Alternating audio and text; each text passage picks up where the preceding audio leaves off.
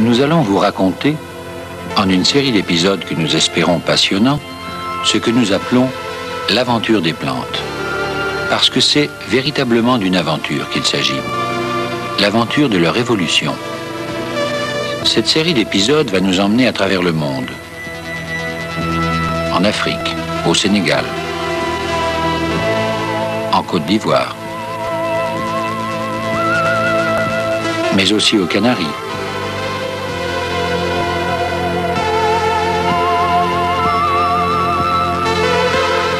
et en Amérique du Sud, sur le Rio Negro.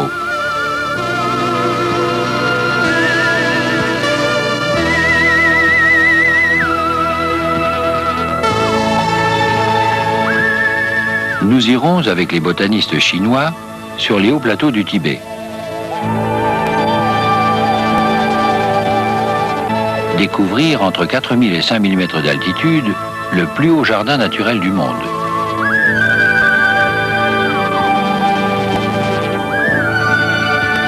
Vous nous suivrez dans le brouillard permanent des hauts plateaux de Colombie.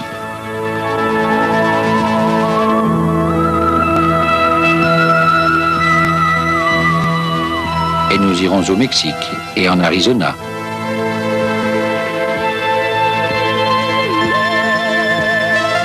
Nous irons même en Indonésie, à la recherche de fleurs monstrueuses.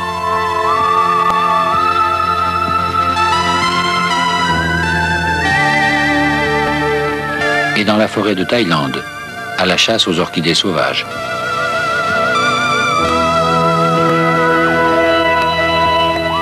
Vous nous suivrez dans la neige des montagnes de Californie, à la recherche de l'arbre le plus vieux du monde, bien plus vieux que Mathusalem. Et pourtant, il est toujours vivant.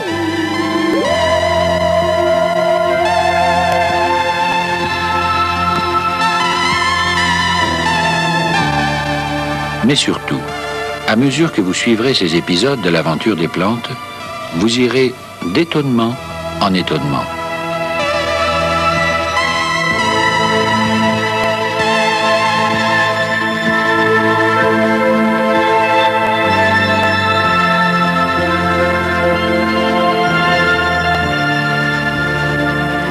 En découvrant à quel point le monde des plantes ressemble étrangement au nôtre.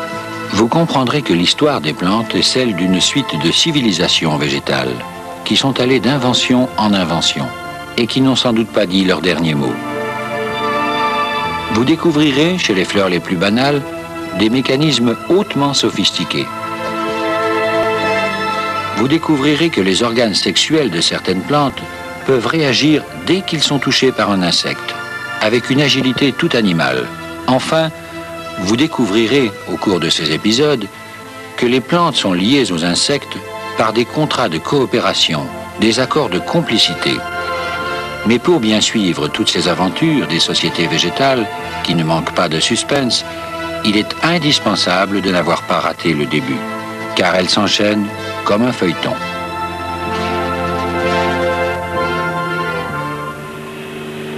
Or, le début, ce n'est pas encore, comme ici, sous notre avion, la civilisation des conifères. qui compte pourtant parmi les plus anciennes et à qui revient le mérite, à coup sûr, d'avoir inventé la graine.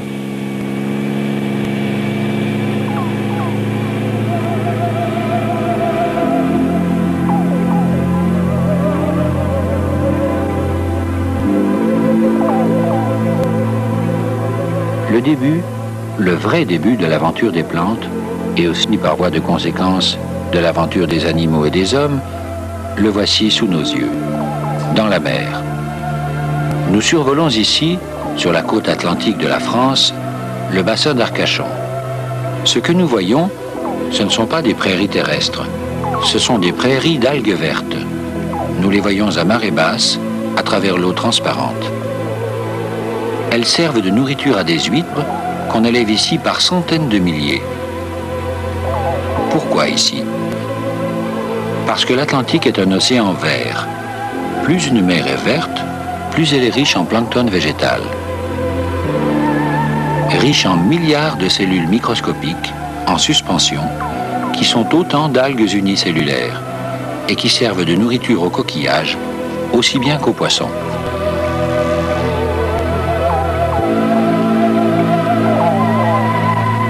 Par comparaison, voici une mer très bleue, tellement bleue que les Français l'appellent leur côte d'Azur. Si la mer est ici très bleue, c'est parce qu'elle reflète profondément le ciel. Si elle le reflète, c'est parce que son eau est relativement transparente.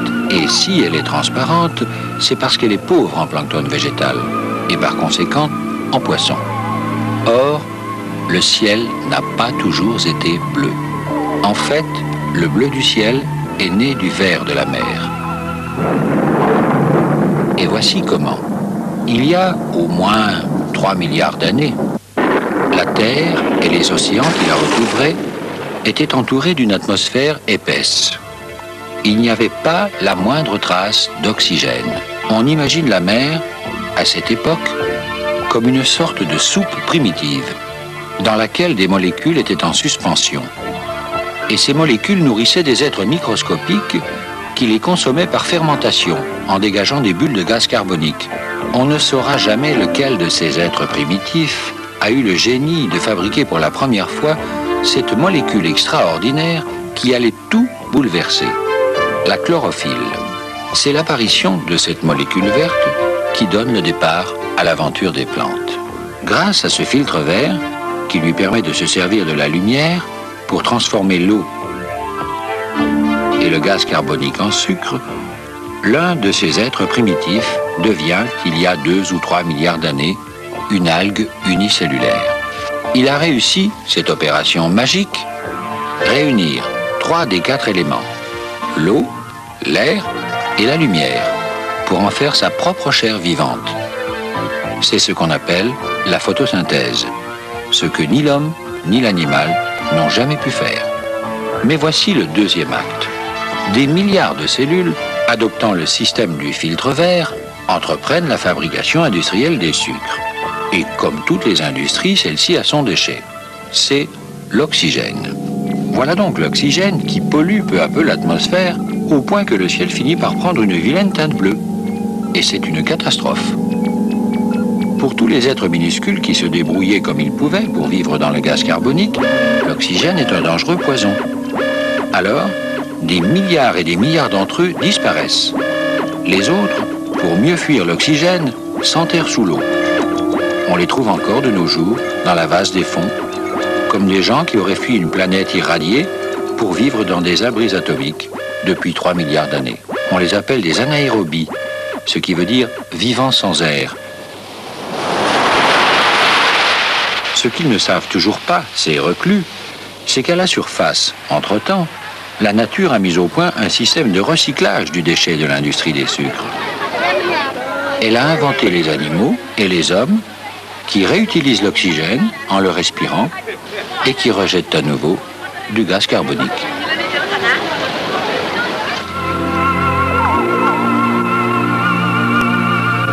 Quant aux responsables du dégagement de l'oxygène dans l'atmosphère, les pollueuses, elles sont toujours là, dans la mer. Elles continuent. Ce sont les algues vertes, unicellulaires, microscopiques, qui forment le plancton végétal. Si elles ont des formes aussi variées, aussi belles, c'est parce qu'en plus d'accumuler des sucres, elles se mettent en boîte elles-mêmes. Elles se fabriquent des carapaces minérales, par exemple pour les diatomées, avec de la silice.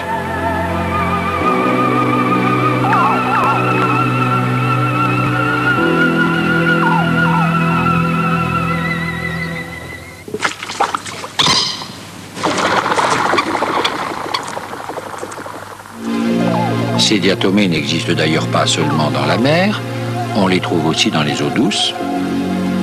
Voici un tétard sur une tige de nénuphar, en train de paître des diatomées. C'est sa prairie à lui.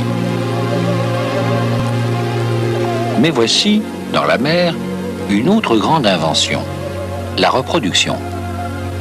La première idée, c'est la plus simple, se séparer en deux.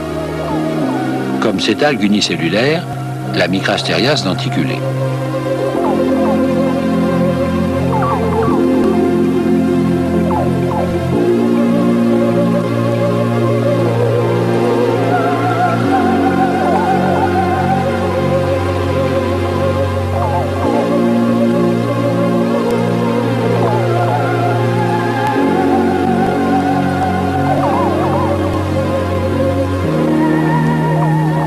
Il est probable que pendant des milliards d'années, dans l'océan, il ne s'est pas passé autre chose. Des cellules qui se divisaient en deux et qui, à l'occasion, pouvaient se réunir à nouveau, ce qui ne pouvait donner qu'un océan de jumeaux. Ce qui a dû se passer, et qui a tout bouleversé, c'est que pour s'adapter, ici et là, à des conditions différentes, une mer plus chaude, etc., certains de ces jumeaux ont dû modifier leur patrimoine génétique.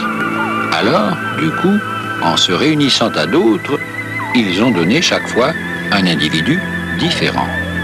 Et ainsi de suite. La reproduction sexuelle était inventée. Et maintenant, vous avez devant vous le premier moyen de locomotion connu. Un cyle. On l'appelle aussi flagelle. Il permet aux cellules de nager. Pourquoi faire? Eh bien, il y a deux cas. Dans le premier cas, le cyle permet aux cellules devenues pubères de se précipiter les unes vers les autres. Alors, s'il y a compatibilité entre elles, c'est l'amour cellulaire. Pour être à la godille, il n'en est pas moins efficace, puisqu'il va donner d'autres organismes minuscules munis à leur tour d'un cyle. Ces mariages ne se font pas au hasard, les cellules se choisissent par de subtils processus chimiques. C'est le début des problèmes conjugaux. Mais dans un deuxième cas, d'autres cellules puritaines se débrouillent toutes seules pour faire un bébé, sans avoir besoin de s'unir à une autre. Dans ce cas, à quoi leur sert le cyle? Eh bien, très probablement à se maintenir en surface, pour ne pas sombrer. En effet, à force de fabriquer des sucres, la cellule finit par faire ce qu'on pourrait appeler de la cellulite, ou du diabète, si vous préférez.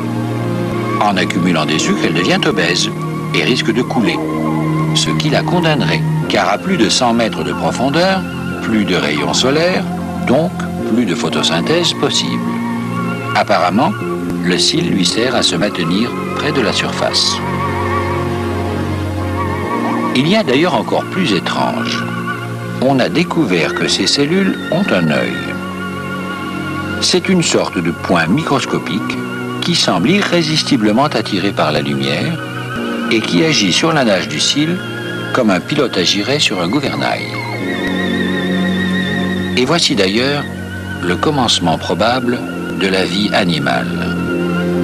Il suffit que l'un de ces organismes nageurs perde sa chlorophylle et par conséquent son aptitude à la synthèse des sucres, pour qu'on glisse insensiblement du règne végétal vers le règne animal. Ainsi, cette euglaine qui se plaît dans les rivières, à la sortie des égouts, peut être tantôt végétale, tantôt animale. Il peut lui arriver de perdre sa chlorophylle et de se nourrir de matières organiques, exactement comme nous. Tout laisse penser que ce que nous voyons là, ce sont nos propres débuts.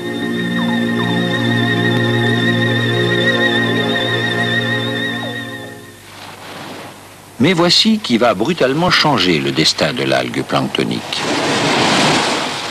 Jusqu'à présent, emportée par le courant ou nageant grâce à son cil, elle flotte entre deux eaux et n'a que des problèmes simples.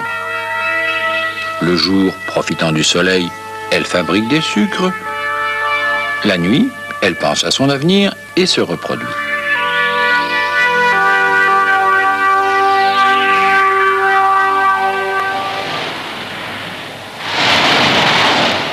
Mais soudain, son univers bascule. Brutalement, la vague l'amène sur les rochers du littoral.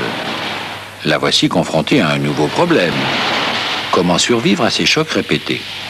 À chaque mouvement du ressac, elle prend une claque sur le rocher. Or, chacun sait qu'à force de prendre des claques, on apprend la vie.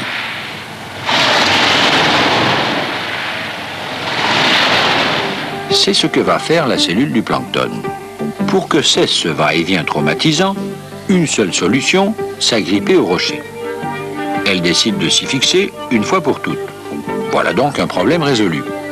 Mais aussitôt en surgit un autre, car ainsi va la vie, de crise en crise. Comment supporter ce tourbillon sans être arraché de son support? Pour ça, il faut s'accrocher plus solidement. Il faut donc être fort. Et qu'est-ce qui fait la force? L'union. Alors, cette algue minuscule, qui n'est toujours jusqu'ici qu'une seule cellule, se divise en deux, puis en quatre, puis en 8, etc. Mais les descendants ne se séparent plus.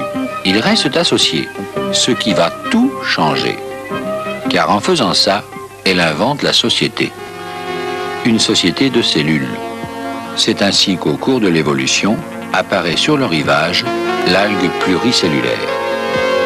Alors, ces algues socialisées, comment vont-elles se reproduire? Eh bien, la sexualité, c'est le seul domaine où elles n'inventent rien. Tantôt, elles libèrent des spores, qui vont chacune redonner une algue. En somme, elles se bouturent elles-mêmes, comme un homme qui se reproduirait en libérant des cellules de son doigt de pied.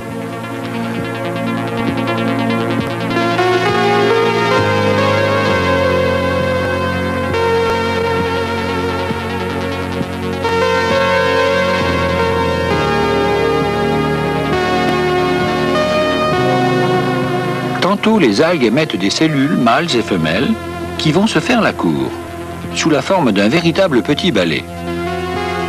Finalement, elles vont s'unir pour former un œuf qui donnera une nouvelle algue.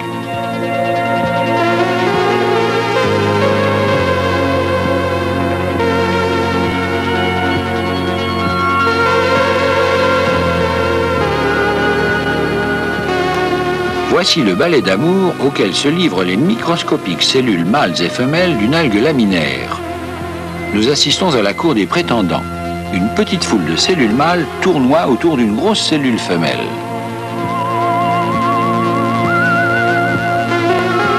Finalement, regardez, un seul des prétendants est accepté par la cellule femelle. Tous les autres s'en vont, écœurés. Après quoi, une petite algue va naître. Mais maintenant, sur le littoral, il s'agit pour les algues d'avoir la meilleure place. Et pour cela, il faut se battre. C'est comme la ruée vers l'or. Du bon placère dépendra la richesse. Aussi, chaque niveau de la plage voit s'installer une catégorie d'algues d'un rang social différent. Et contrairement à ce qu'on pourrait croire, le haut du pavé se trouve à marée basse. C'est là qu'on trouve les algues les plus florissantes, comme les laminaires. Parce qu'elles restent toujours dans l'eau, à faible profondeur, donc en pleine lumière. Eau et lumière à profusion, c'est la place idéale pour une bonne photosynthèse.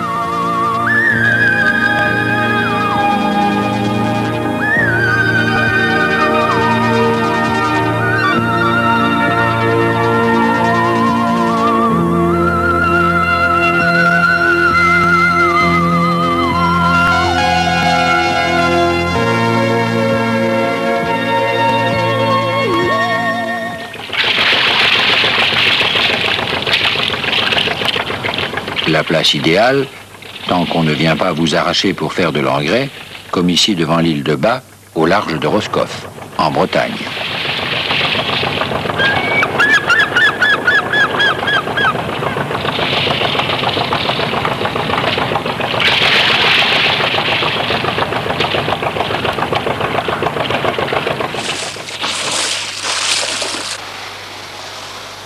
peu plus haut, à mi-marée, c'est déjà la classe moyenne.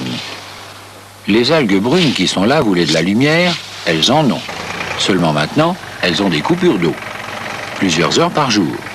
C'est bien pourquoi on les ramasse plus facilement. Mais c'est aussi pourquoi elles sont déjà moins développées, moins belles. Ce sont les fucus, avec leurs petits ballonnets gonflés d'air, pour mieux flotter dans l'eau dès que la marée remonte.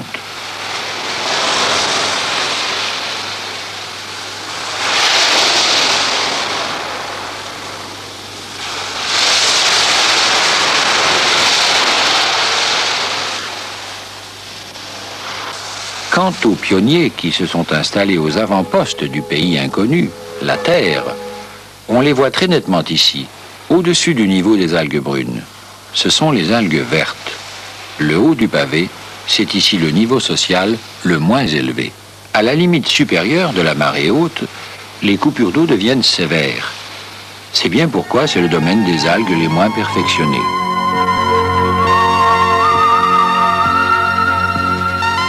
Les ulves, parfois appelées laitues de mer, les algues filamenteuses vertes, pendant que les laminaires se pavanent, les pionniers les plus hardis restent pauvres. Mais ce sont les pionniers qui font l'avenir, car c'est à partir de ces algues vertes que va commencer la fantastique aventure des végétaux terrestres. Pourquoi? Eh bien parce que leur filtre vert, la chlorophylle, est le seul qui tienne à la lumière du soleil. Les algues brunes et rouges, en fait, qu'on trouve un peu plus profond dans la mer, sont un cul-de-sac de l'évolution. Elles se sont adaptées à des éclairages faibles et n'ont donné aucun descendant capable de vivre sur Terre en plein soleil. Les algues vertes, au contraire, déjà habituées à vivre en pleine lumière, ont fini, avec un peu de patience, disons quelques millions d'années de réflexion, par trouver la solution pour sortir définitivement de l'eau. Elles seules ont pu produire une descendance capable de concevoir le grand projet Apollo des plantes. Poser le pied sur la Terre et la conquérir définitivement. Elles sont les ancêtres de toutes les plantes terrestres. En somme, la mer, pour les plantes, c'est comme pour les hommes l'Asie et l'Europe. C'est l'ancien monde, où tout a été inventé. Et la Terre, c'est l'Amérique. Le nouveau monde, qui va voir arriver les colons, par vagues successives. La première vague a donné les Indiens, puis très longtemps après, les Espagnols, les Anglais et les autres. Eh bien, les voici, les Indiens du monde végétal. Ces traînées vertes qu'on voit sur les troncs d'arbres, au bas des murs ou sur les statues, ce sont bel et bien des algues. Des algues vertes, minuscules, formées chacune d'une seule cellule, qui ont conquis la Terre mais qui n'ont pas su évoluer pour autant. Résultat, dépassées depuis longtemps par les colons suivants, les plantes à fleurs, elles en sont réduites à se réfugier peureusement les unes contre les autres, toujours du même côté, le côté exposé à la pluie ou à l'humidité. Complètement différentes des autres plantes, elles passent presque inaperçues, comme les Indiens, dans leurs réserves. Elles ont conquis le nouveau monde, mais elles y vivent toujours comme dans l'ancien, la mer. Et voici, pour finir, le plus émouvant.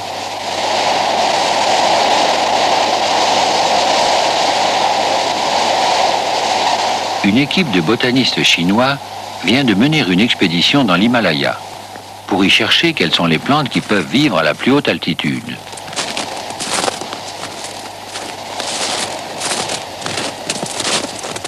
Et là, à plus de 5000 mètres, ils ont découvert que la plante la plus haute du monde est une algue unicellulaire qui vit dans la neige.